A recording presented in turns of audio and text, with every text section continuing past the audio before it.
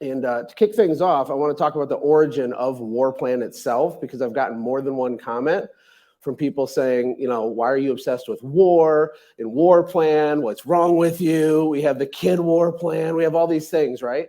Because if you don't know, the group that you're a part of, this is our celebration event, by the way. And that's why we do silly stuff, because this isn't just a nerdy business event. It's a celebration event.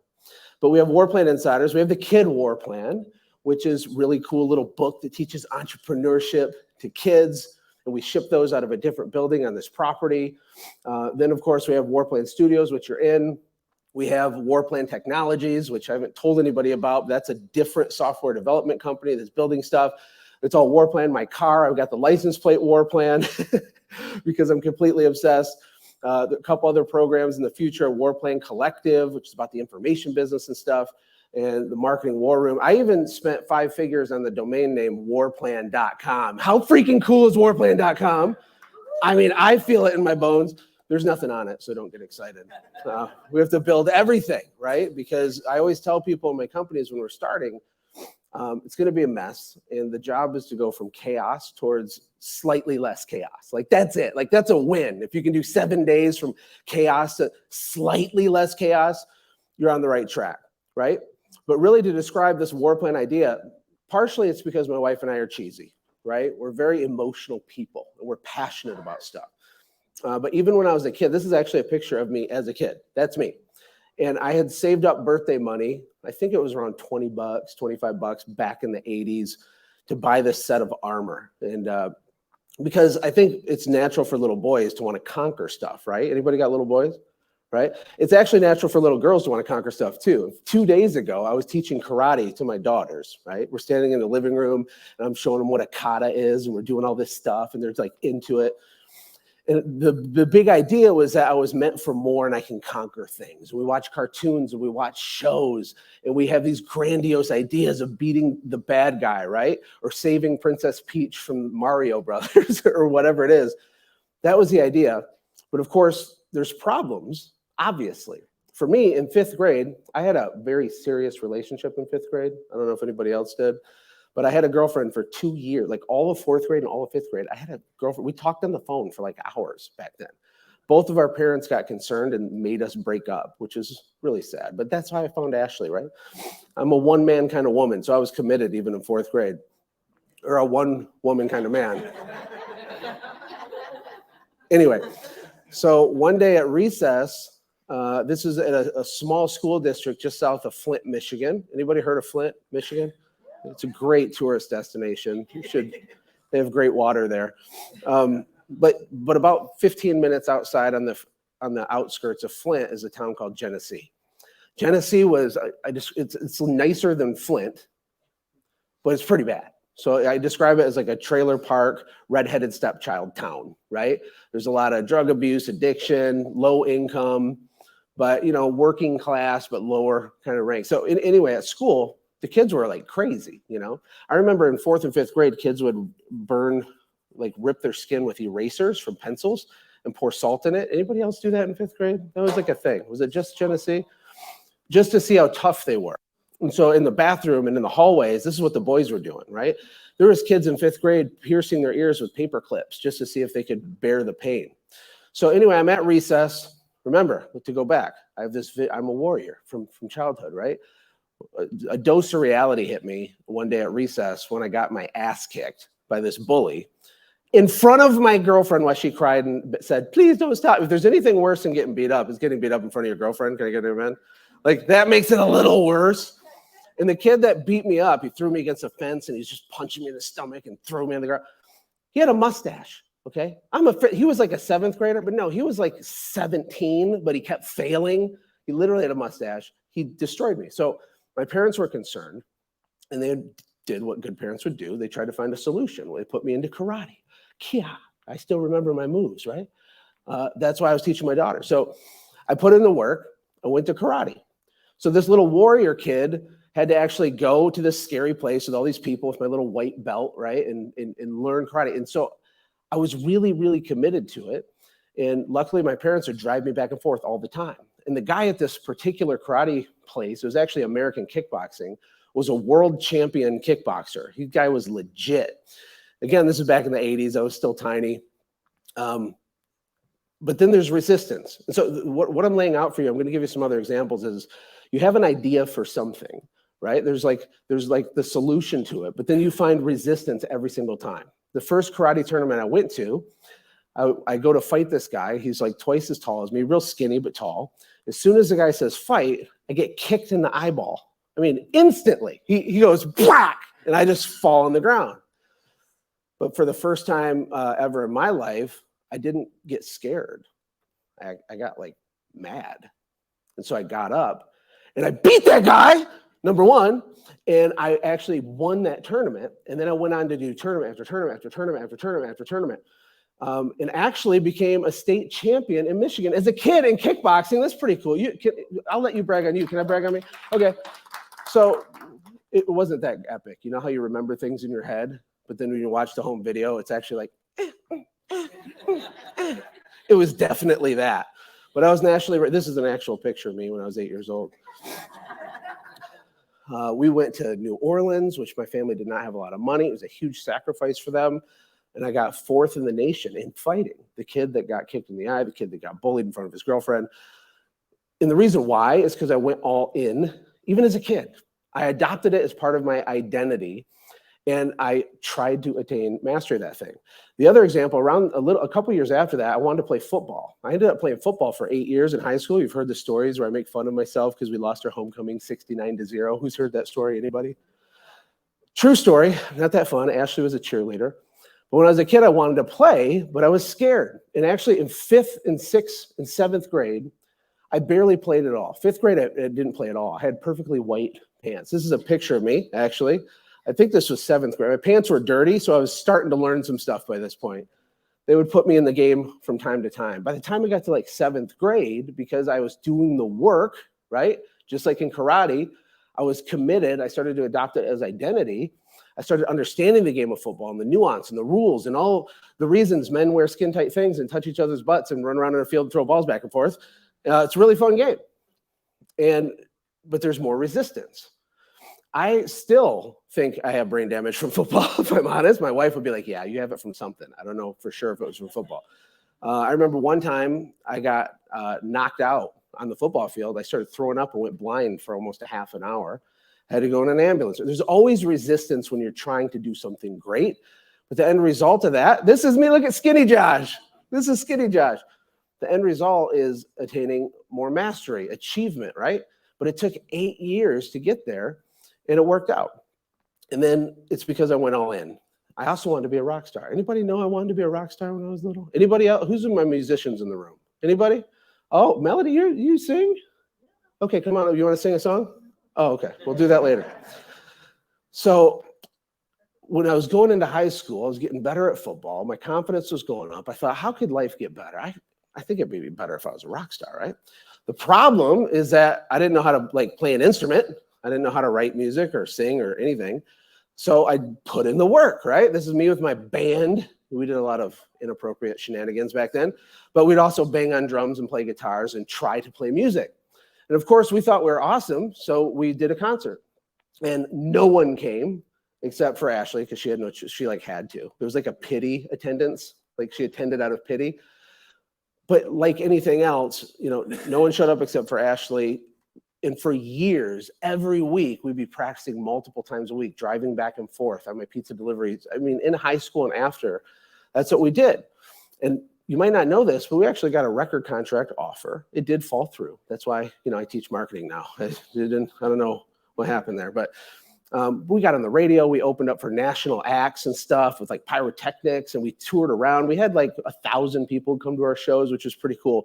But it's because of going all in on that thing, adopting it as part of our identity. I know that marketing, it just feels like a task to do as a business owner. But what I've really been trying to help you guys understand over the last 5 months is that marketing is more of an identity thing. It's way more nuanced than running an ad. We're not talking about direct mail. We're talking about nuanced, sophisticated communication. The way that you show up for yourself, the way that you show up for your family, the way that you parent is marketing, right? And that's what I want to bake into your brain. And so going all in means adopting it as your identity. I'm meaning this is you talking, saying, I'm meant for greatness. I'm a gifted communicator. I'm a CEO. I'm going to play chess, not checkers. I'm going to play chess, not checkers in all areas of my life, because good things will happen. Here's the next idea I had, right? I saw this cute little thing at school, and I liked it. I mean, my wife's pretty cool. Can we just like give it up for Ashley, because she's pretty awesome. And funny enough, I actually first noticed her because of my dirty old man football coach. He goes, "Who's that? She's kind of hot," which is weird, but he was right. And I was like, that's correct. She is. And so the next day I went to her locker and did the locker slam. Like, hey, how's it going? How you doing? And that's not hyperbole. I literally did that, right? Literally. She looked at me like, this is what she looked at me like, okay? The problem, because there's always problems, is that she didn't like me back. And not only did she not like me back, she like didn't like me. And that goes back to karate. So I was at this little poor kid's school near Flint, got beat up, eraser burns with salt in it, and the ear pierced. I was like a hardened street kid, sort of, not really, but compared to the new school I went to where Ashley went. So then we moved to this little lake town called Fenton, and we were the lowest income people in this whole school. This is the school where all the high schoolers drive Escalades and they have jet skis and they're completely spoiled out of their mind, right? And then there's me, where we had like, I don't know. It was just a struggle. But anyway, I see Ashley, but she didn't like me because when I went to the nice school, beating people up was like effortless. These kids were soft, you know what I mean?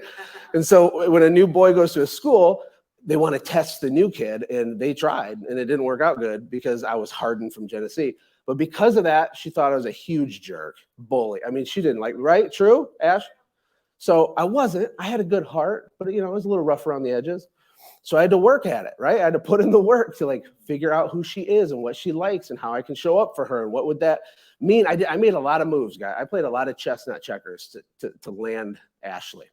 One of them was the center on my football team had already asked her to homecoming before I could.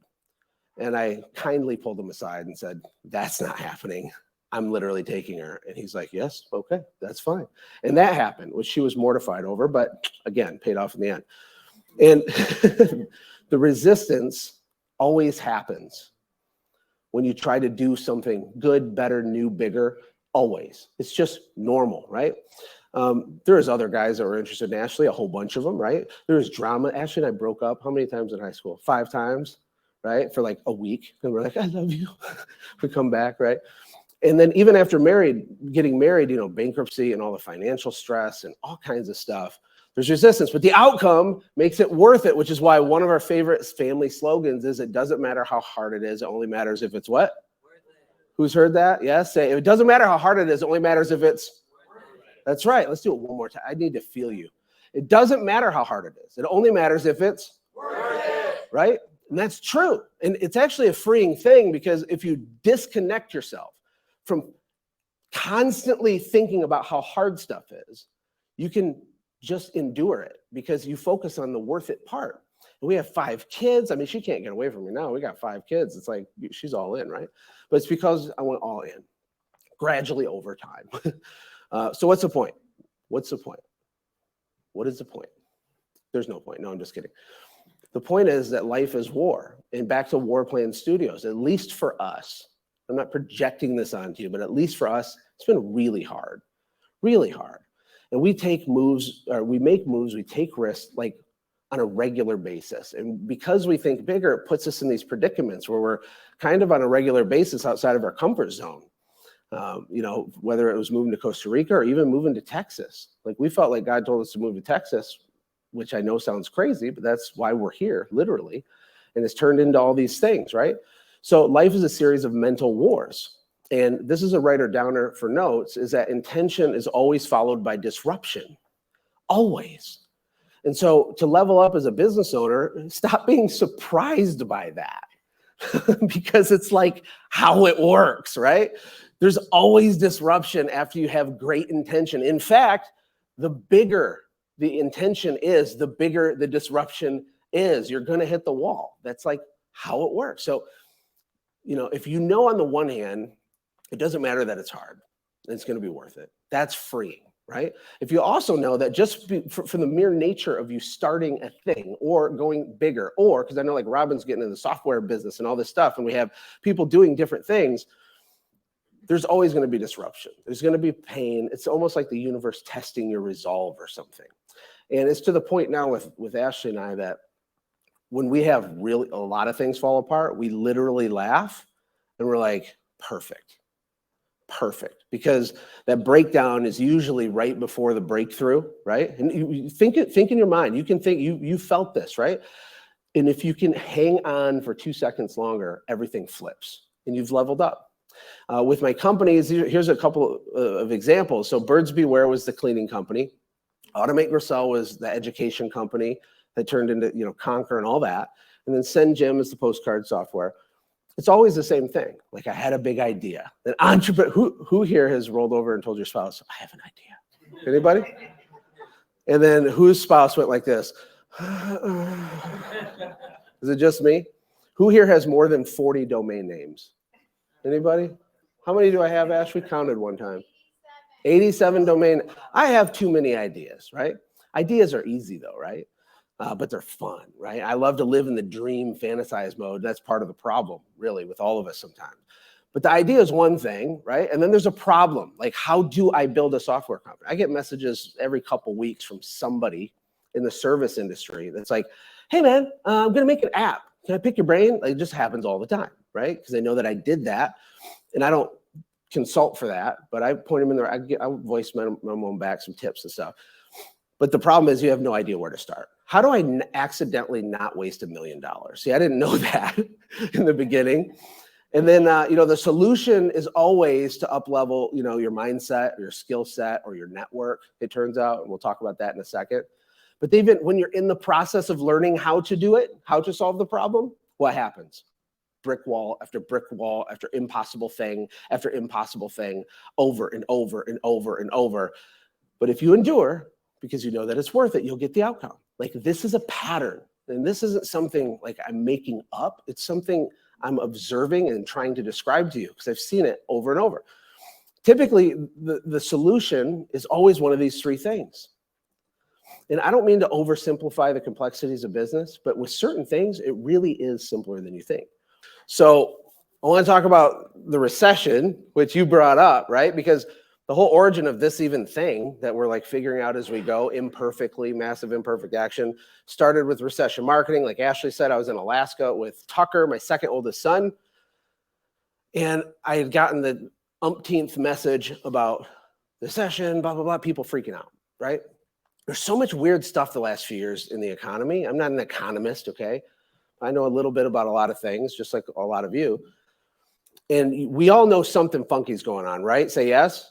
Something's weird. There's also fear. And this started last year, but I remember last year, like one of the vehicles we own is a 3500 Dodge Ram. And I bought the truck brand new for $62,000, which today's price is like amazing, right? This is it was like 2 months before COVID. And it paid $62,000, left. It has 22,000 miles on it now. It's 2 years old. And it's worth like $76,000. Who knows that doesn't make sense for used cars, right? So through a combination of COVID and different government policies, just things were weird, but we were okay for a while because there's a lot of artificial life support kind of put into the economy with low interest rates and all these nerdy things.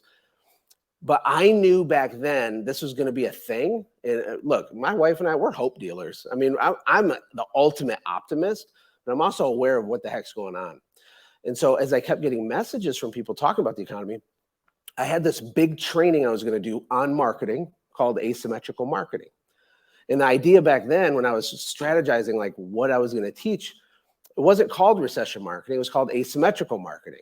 The idea being like marketing doesn't mean design your postcard. It's the how you approach the problem from the side. You run into a wall. What do? People think you can go over it or around it. If you're clever, maybe you think you can go under it. But if you're asymmetrical, you think you can go through it if you understand quantum physics, right? So I'm just saying. So it's the way you approach problems, conversations, the way you recruit, the way you show up with the nerdy enthusiasm. All that content was ready to be taught, but I changed the name to recession marketing for marketing reasons because I knew that service businesses were starting to think this thought.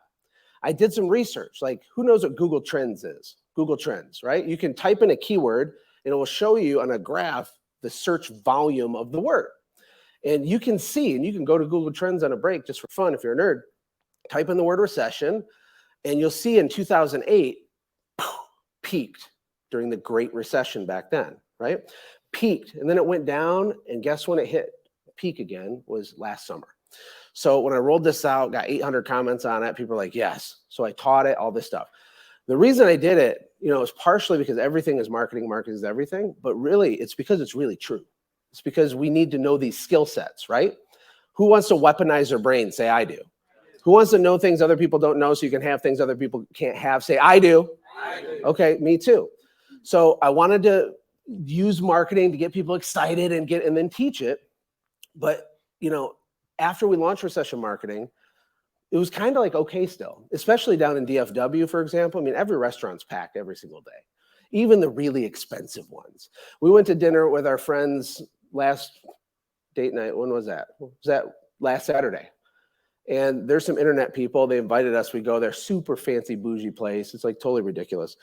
Packed, right? Packed. And there's tons of places like that. Now, it does vary region to region, but there's some things going on. I think it's important that we talk about it. We're aware of it. We don't pretend like it's not happening because there's opportunity. Just like Tommy Mello said, I've never been more excited than I am right now, right? That's about to happen in a big way. And if I was a betting man, which I'm not, don't take me to Vegas because I give all my money to slot machines and then I just cry. I have a high level of certainty that there's going to be a lot of pain coming, a lot of pain. Not for everybody, but for most people, right?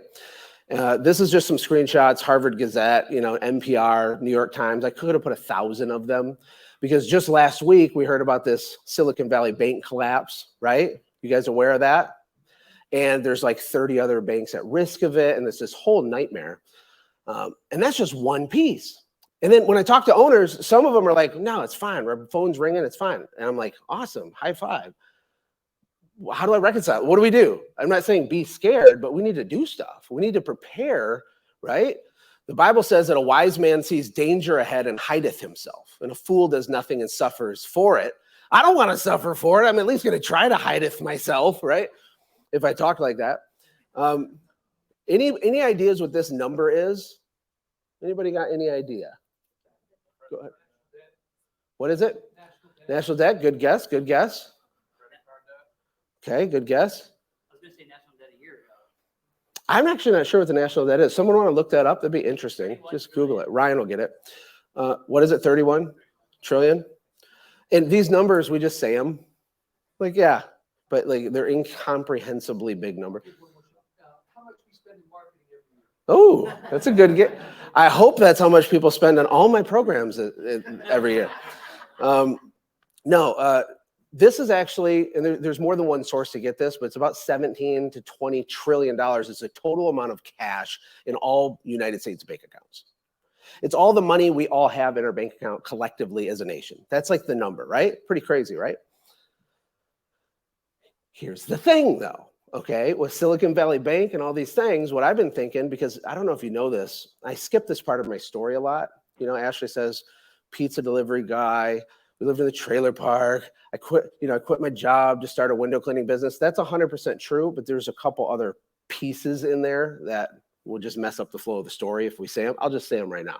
So the first thing is pizza delivery guy, started cleaning windows, but I didn't take it serious. I got up to 212 customers, okay, which was like amazing to me at the time as a broke trailer park guy that was figuring it out, listening to Rich Dad Poor Dad on cassette tapes, driving around in my pizza truck.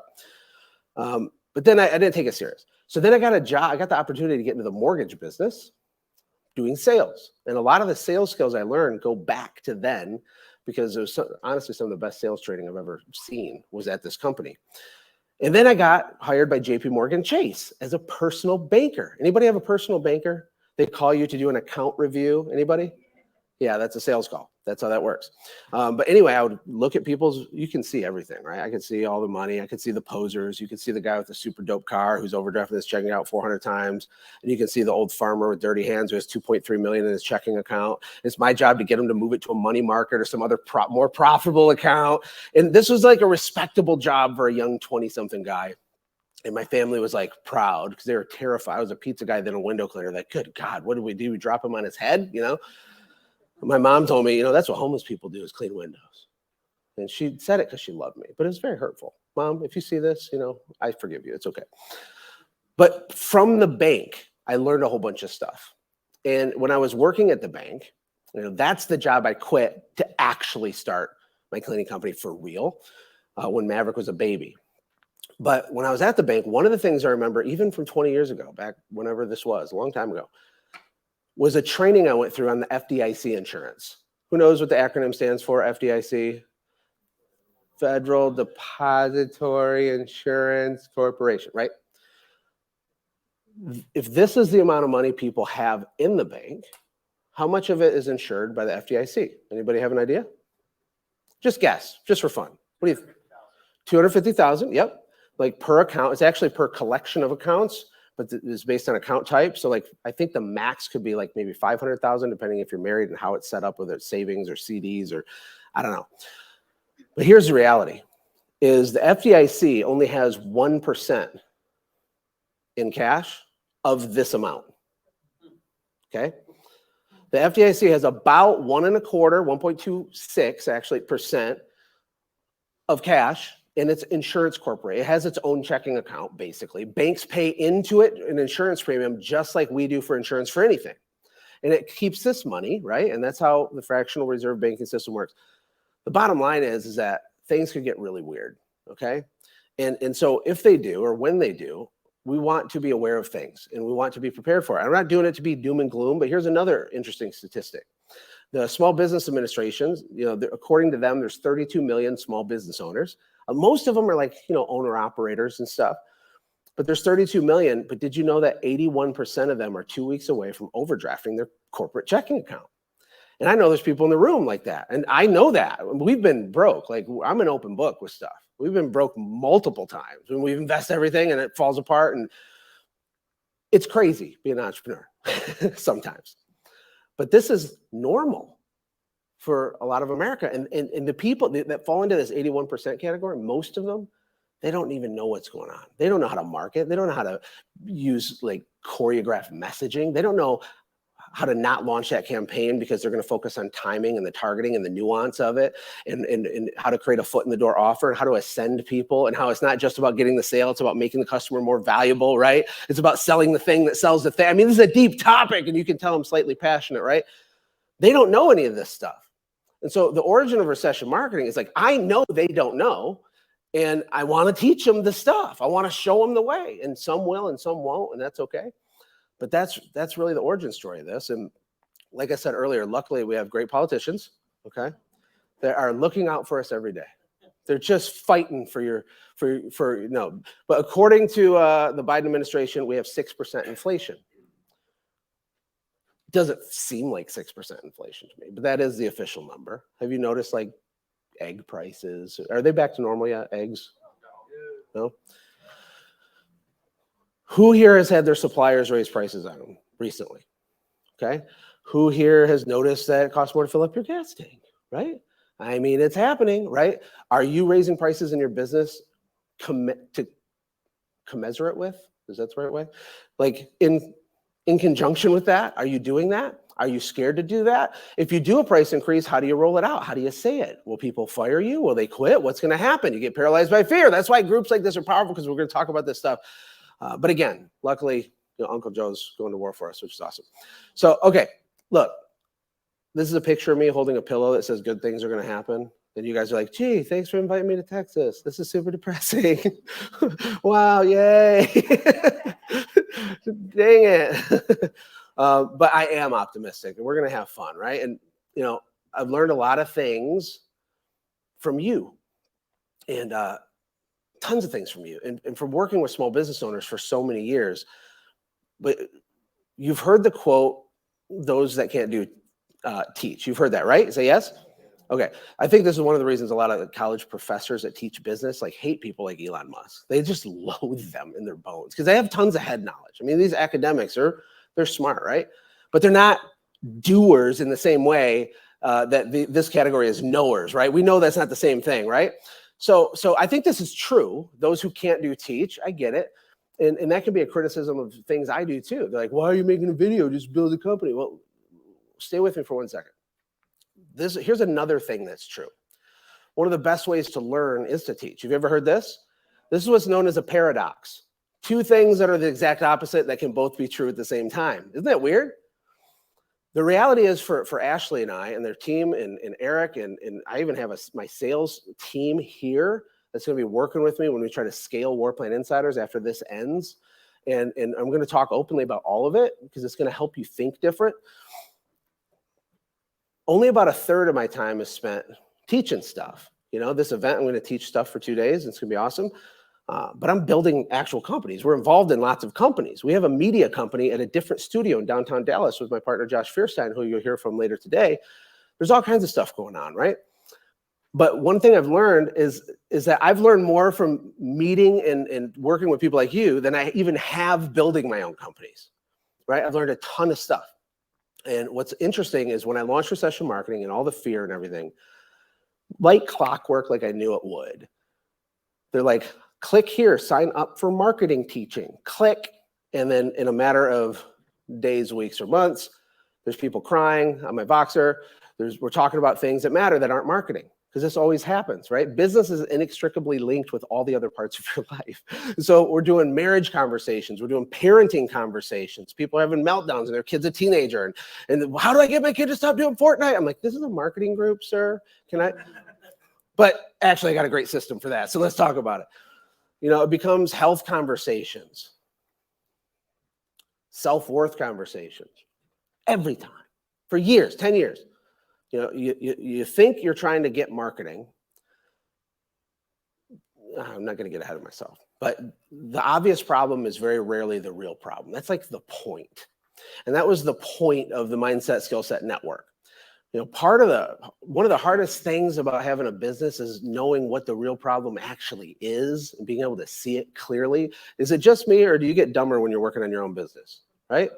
I mean, one of my philosophies is that our IQ drops about 100 points every time we're trying to solve our own problem. And I think that's true, and it is true for me. Ashley and I have our own accountability group every single week that we attend for ourselves, because I can't see the obvious. I truly can't. And that's why communities and groups like this are powerful. But I want you to be rest assured that you are in the right room right here. And over the next 2 days, like, it's on you to determine if you're going to get maximum ROI from your time here or not. We can't make you do it, but the people in the room is the asset, okay? Yeah, I can teach you cool stuff because I have the privilege and luxury to sit around and read a lot at the moment, and I'm bringing that back to you, and it's my pleasure to do that. But here's what to expect the next couple of days to set expectations. Let me just check the calendar here real quick. Okay. Laughs. I have some zinger dad jokes locked and loaded, like in my back pocket. Like Ashley rolled her eyes at one of my jokes yesterday, while simultaneously my actual son busted out laughing because she was mocking my dad joke. I would put to you that I crushed the dad joke. Like, just because you rolled your eye, it actually worked. My kid actually laughed. It was funny. So we're gonna have fun. We're gonna laugh. There might be some tears. I hope there is, or else we didn't do a good job breaking down the walls. That means that you didn't open up enough, because to walk in here and peacock and pretend like everything's perfect is foolishness. Everybody's stuff is broken. My stuff is broken. Warplan Studios has systems that are broken. Literally everything is always broken, because revenue is a stress metric. That's a writer downer. Pressure doesn't create cracks, it exposes cracks. And the recession is a form of pressure.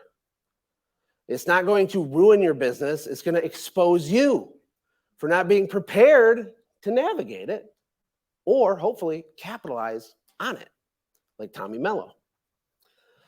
but you're going to have to make the decision to open up, get to know each other. And we're going to do it real quick because I'm telling you right now that you're going to be here and we're going to be done and it's going to be 2 seconds, okay? And it's going to go by really fast. Obviously, we're going to share knowledge with each other. I don't want this to just be a monologue. I want it to be a dialogue amongst you guys. It's going to be relaxing.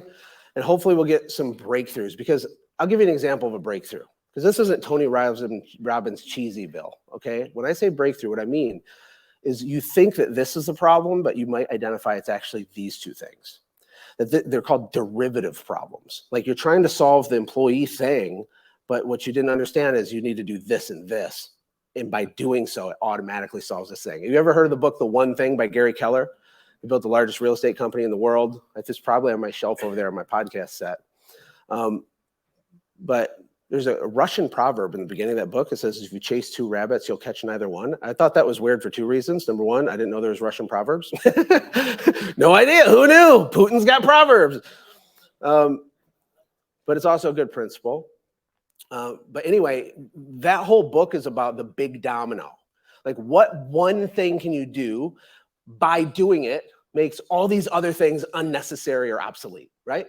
So we think we're solving this, but maybe there's this other thing we knock over. And it could be relationship stuff, health stuff. It could be all these things that are asymmetrical that you're not seeing. You can't see it, right? Hopefully we can help you to see it. And I want to remind you, you have the earning potential of a professional athlete, because it's really true. And what's tough is when you're doing $500,000 in revenue, I don't know what you net out of that, maybe 100, 120, something like that. But you're making a certain amount, but you're suffering for it, right? And you're like, man, I could make the same amount and do half the revenue if I didn't have it, right? And you're having these battles. It really is actually true that these businesses you guys all have can be really big. It's also true that a really big business is actually tiny. Like, that's part of the mindset up-leveling, is thinking like $1 million is a lot of money really hurts your ability to get there fast. Because if in your mind it literally is Mount Everest, literally, your subconscious is going to make it like this on your way to it. Or if you think 10 million is it, right? You're like moving like a turtle, right? Like, do you think Mark Zuckerberg's daughter is going to like battle with self-limiting beliefs or something like about money? I doubt it, but I know that I do. I know that most of the people in this room do. But anyway, that's just a true thing. But it's only if you go all in. So we're going to actually, I want to get you ready. I don't know if I told you we're doing this, but you have your all-in pledge. I think it's memorized because it's hilarious. Your brain can be weaponized to benefit you if you go all in. Literally, okay? Your mind can be up-leveled. Let's do that again. Your mind can be up-leveled. That's right. This is how it works.